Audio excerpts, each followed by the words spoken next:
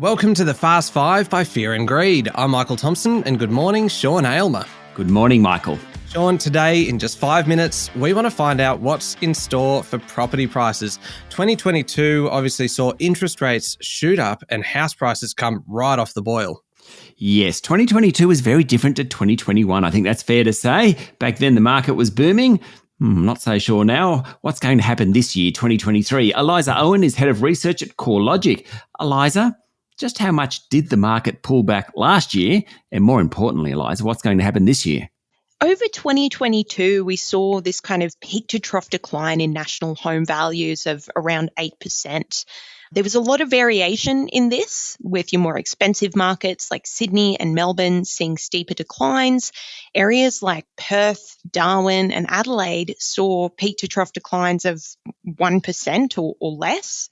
For 2023, I think at least in the first half of the year, we can expect property prices to continue moving in line with the price of interest. And so that really comes back to what happens with the cash rate. We got some indication that there would be further rate rises this year. So I think at least in the short term, that means further price falls. And a lot of this is about affordability, is it? I think when you look at the level of affordability, that tends to be one of the characteristics that defines how much markets have fallen. The more expensive a market, the more people have to extend themselves with borrowing to buy into those markets. So that's where something like interest rates, which higher interest rates increase the cost of borrowings, that has more of an impact on areas like Sydney, Melbourne, Brisbane and Hobart, where local incomes have become more detached from property prices. Okay, houses v units. What happened last year? What's going to happen this year? Not that I'm asking you hard questions here, Eliza, by the way.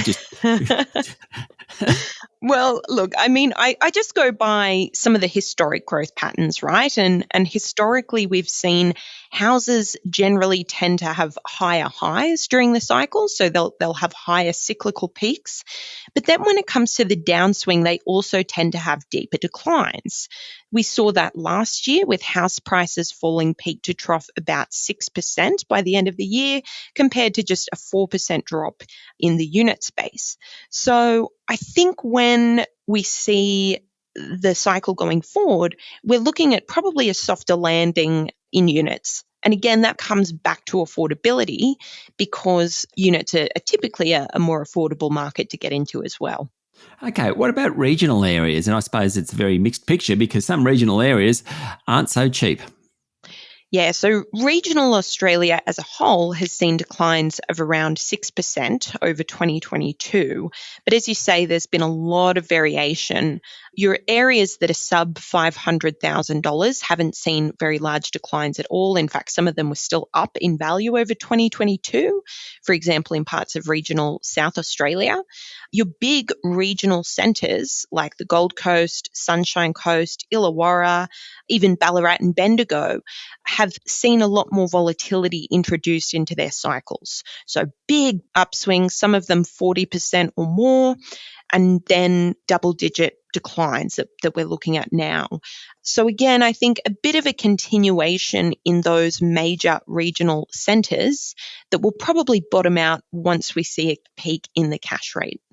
Rather than ask about investors, I'm going to ask about renters. Is there any good news for renters? Because rents did jump last year. What's going to happen this year? Do you have a sense of that? I think in some parts of the market, Hobart, Canberra, we're already starting to see some monthly declines in rent values. Your inner city rent markets of Sydney, Melbourne and Brisbane are still going to see a lot of upward pressure this year because of returning overseas migration. That's where those overseas migrants typically move to when they come here, and they largely rent. So it's going to be a bit more of a mixed bag, I think, in 2023. The good news is we're probably going to see a little more investor participation, which should help add to supply and ease some of those rental pressures. Final thing, what's the key factor that will drive the market this year, 2023? Is it still interest rates?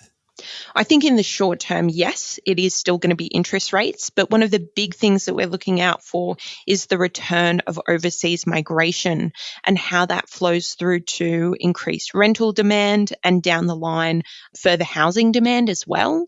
We're seeing a really constrained housing construction environment, falling dwelling approvals because of the higher interest rate environment. So I think longer term, you could actually get a bit of a mismatch between supply and demand where we look a bit undersupplied in some markets. Thank you, Eliza, for talking to Fear and Greed. Thanks for having me. That was Eliza Owen, Head of Research at CoreLogic. Michael, have you decided whether to buy that investment unit now? I tell you what I have been doing, Sean. I've been furiously taking notes because house prices are my go-to small talk topic for summer barbecues. Well, it's pretty safe. Everyone wants to talk about them. Yeah, but now I sound like an expert because I've been listening to Eliza. Thank you, Eliza. Yeah, absolutely. Yes, indeed. All right. Thank you very much, Sean. That's it for today. Make sure you hit follow on the podcast. There's a new episode every day and regular business news back from January 16. I'm Michael Thompson, and that was The Fast Five by Fear and Greed.